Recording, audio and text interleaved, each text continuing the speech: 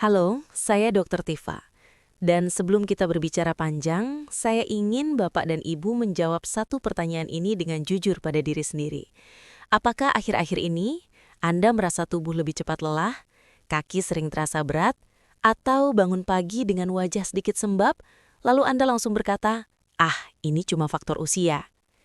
Kalimat itu adalah salah satu kalimat paling sering saya dengar. Dan justru kalimat itulah yang sering membuat penyakit ginjal berjalan lebih cepat tanpa disadari. Mari kita mulai dari satu tanda kecil yang sering diabaikan. Air seni berbusa.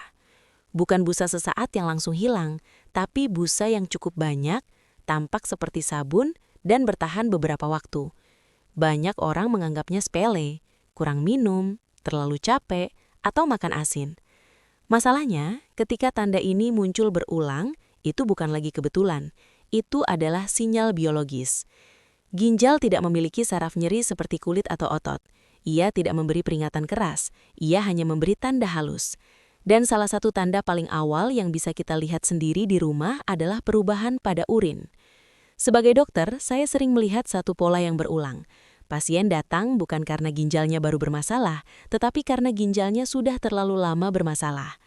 Ketika saya tanya sejak kapan keluhan muncul, jawabannya hampir selalu sama. Sudah lama dok, tapi saya kira tidak apa-apa.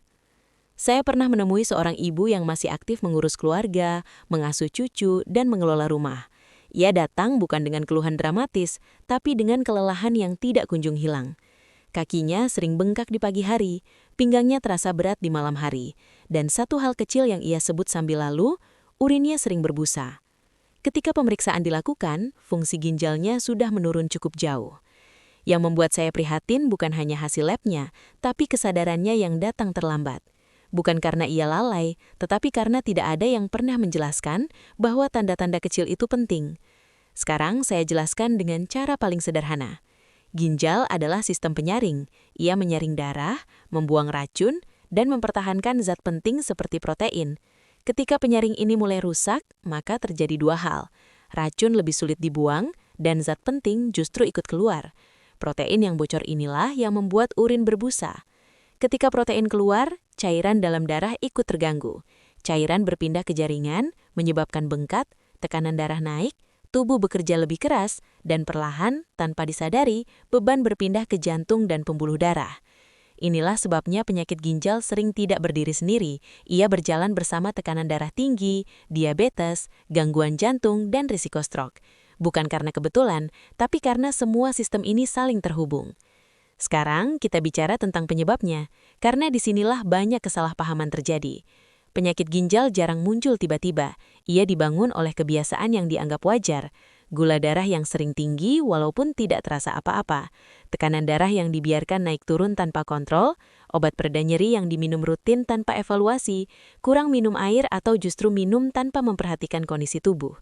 Garam berlebih yang setiap hari masuk tanpa disadari lewat makanan rumahan. Semua ini bekerja pelan, tapi konsisten, dan tubuh tidak bisa berteriak. Ia hanya beradaptasi sampai akhirnya tidak sanggup lagi. Di titik ini, saya ingin menghentikan satu ketakutan yang sering muncul. Banyak orang berpikir, kalau ginjal sudah bermasalah, berarti semuanya sudah terlambat. Itu tidak selalu benar. Ginjal bukan organ yang mudah menyerah. Selama kerusakan belum sangat lanjut, masih ada ruang untuk memperlambat, menstabilkan, bahkan memperbaiki sebagian fungsi. Kuncinya bukan mencari solusi instan, tetapi mengurangi beban. Dan disinilah pendekatan yang sering saya gunakan berbeda dari sekedar memberi obat. Saya melihat ginjal seperti pekerja yang kelelahan. Kalau kita terus menambah beban, ia runtuh. Tapi kalau kita kurangi beban, beri lingkungan yang lebih tenang dan dukungan yang tepat, ia bisa bekerja lebih stabil. Sekarang, saya masuk ke bagian yang sering ditunggu, tapi saya ingin Anda mendengarkannya dengan cara yang benar. Ada tanaman-tanaman sederhana yang bisa membantu meringankan kerja ginjal. Bukan sebagai obat utama, bukan pengganti terapi medis, tetapi sebagai pendukung fisiologis. Yang pertama adalah daun kumis kucing. Tanaman ini dikenal membantu pengeluaran cairan berlebih secara bertahap. Pada banyak pasien, kelebihan cairan adalah masalah utama. Ketika cairan berkurang, tekanan di ginjal turun, pembuluh darah lebih lega, dan tubuh terasa lebih ringan. Yang kedua adalah daun tempuyung. Dalam praktik tradisional, daun ini sering digunakan untuk membantu melonggarkan endapan mineral. Endapan kecil yang menumpuk bisa mengiritasi ginjal dan memperberat kerja penyaringan. Dengan jalur yang lebih bersih, ginjal tidak perlu bekerja sekeras sebelumnya. Yang ketiga adalah seledri. Ini sering diremehkan, padahal seledri memiliki peran penting dalam membantu kestabilan tekanan darah dan memberikan efek antioksidan. Tekanan darah yang lebih stabil berarti kerusakan lanjutan bisa diperlambat. Ketiga daun ini tidak bekerja dengan cara ajaib.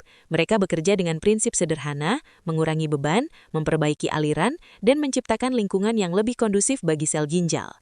Cara penggunaannya pun harus masuk akal. Daun segar dicuci bersih, direbus dengan air secukupnya, menggunakan wadah yang aman.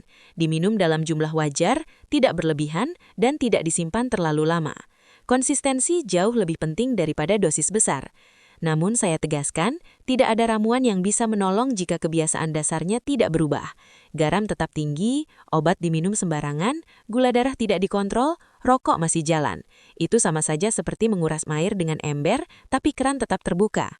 Karena itu, saya selalu menyarankan 3 fondasi utama. Kurangi asupan garam secara bertahap, jaga tekanan darah dan gula darah dengan disiplin, dan hentikan kebiasaan yang jelas merusak ginjal. Sekarang, saya ingin Anda membayangkan 2 kemungkinan.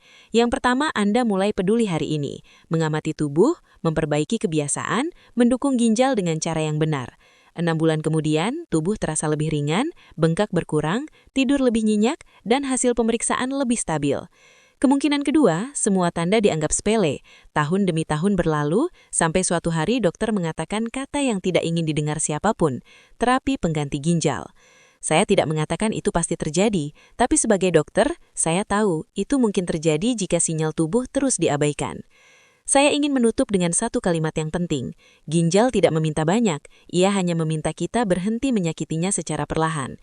Setiap perubahan kecil yang Anda lakukan hari ini adalah investasi untuk kualitas hidup beberapa tahun ke depan. Jika pembahasan ini terasa membuka mata, silahkan tekan suka dan berlangganan channel Kesehatan Ofisial. Bukan untuk saya, tapi agar semakin banyak orang tidak terlambat memahami tubuhnya sendiri. Tulis di komentar, saya mulai lebih peduli pada ginjal saya hari ini, karena kesadaran adalah terapi pertama yang paling kuat.